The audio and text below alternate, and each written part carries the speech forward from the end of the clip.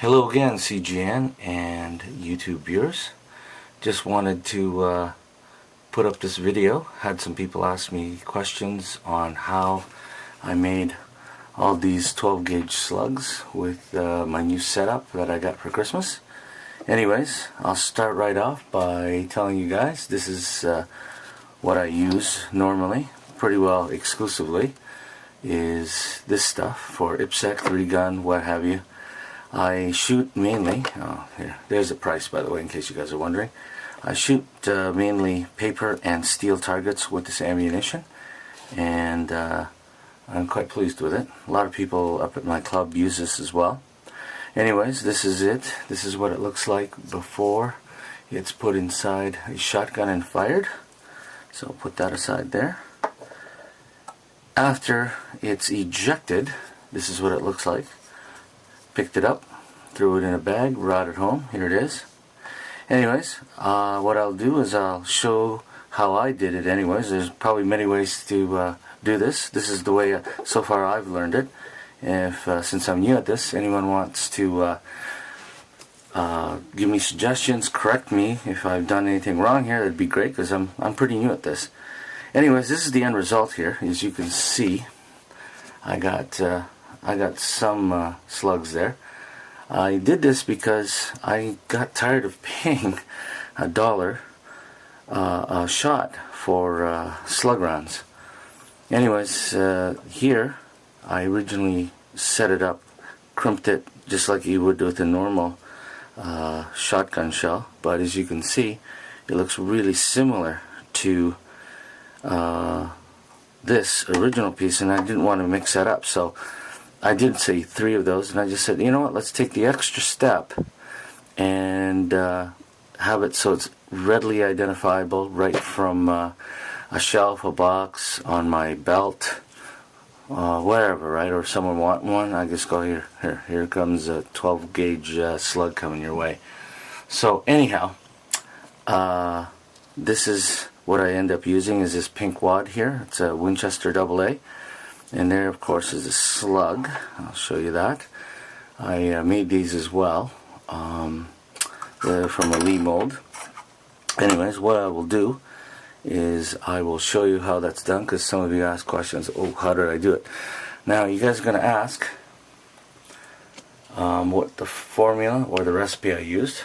I don't really want to tell you that, because the recipe will depend on what you want. What I'm using mine for is basically to shoot. Sorry about this, I'm just setting up over for the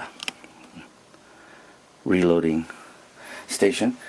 I basically use my ammunition to hit plate and paper.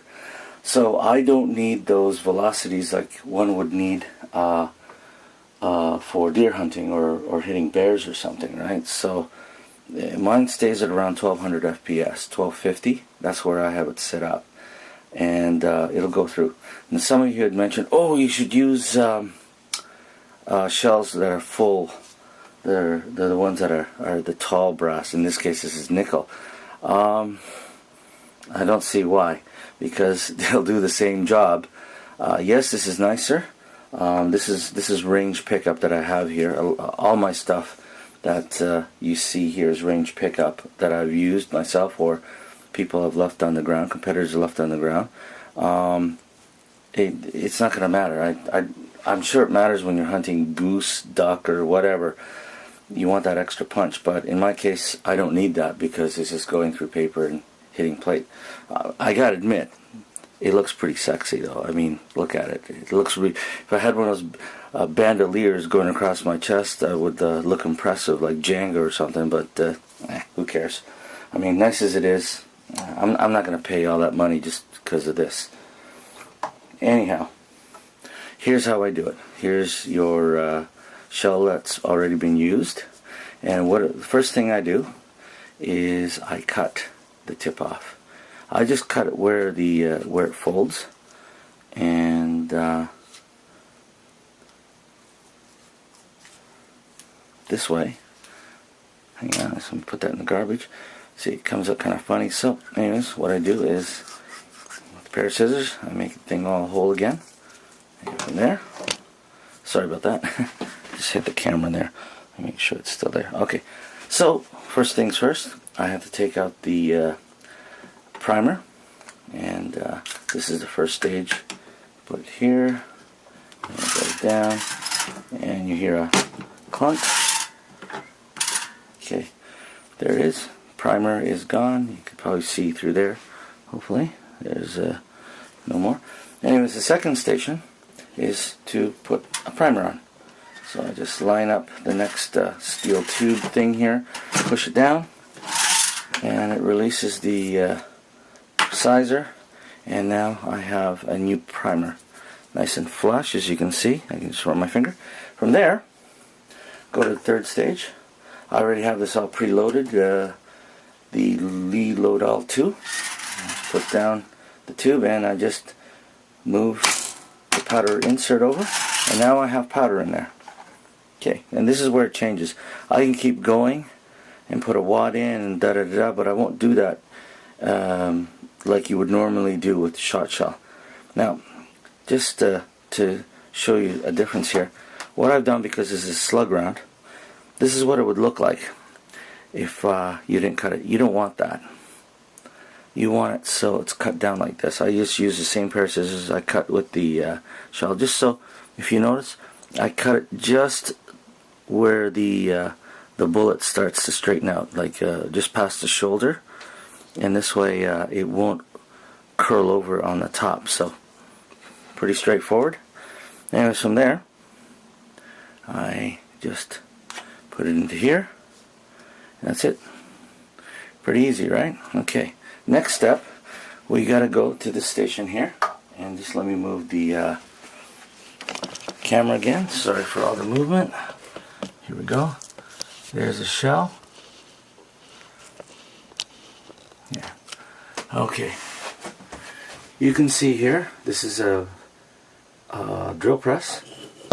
You can see I've put a hose clamp there so it stops, and that's where it gives me my consistency of where the shell is going to stop trimming. Anyways, those of you that ask how I did that with the slug, this item here is from Lyman, and it's called a 12 gauge crimper.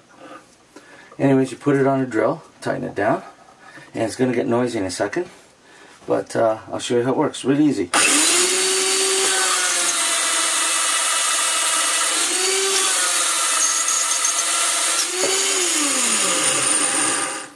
And there you go. Pretty fast, eh? That's one 12 gauge.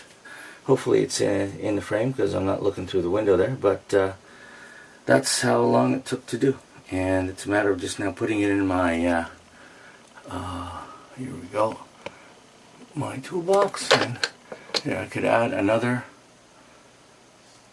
shell in there along with these other ones. And by the way, here's sorry for the focusing, there's the number 4 shot that I've done. There's about 100 in here, but that's a different kind of reloading I did slightly. Anyways, I went on 8 minutes too long. Folks, thank you for putting up with seeing all this. So have a good day. See you at the gun club. If you have any questions, give me a shout on CGN, and hopefully I can answer them. Thanks, bye.